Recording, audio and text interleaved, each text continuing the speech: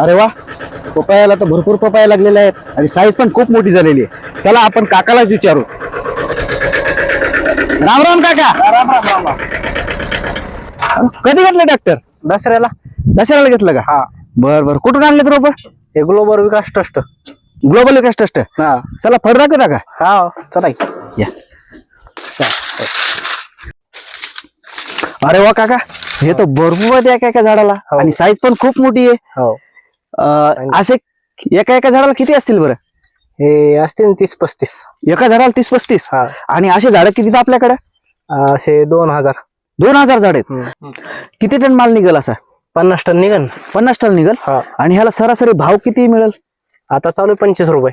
25 रुपये चालू आहे. हो. तर म्हणजे 25-30 तर सहज मिळेल तुम्हाला. हो हो. बर. आणि आता हे मग जे आपण ट्रॅक्टर पाहिलं ते पपायावरतीच घेतलं होतं ना हा तुम्ही? हा.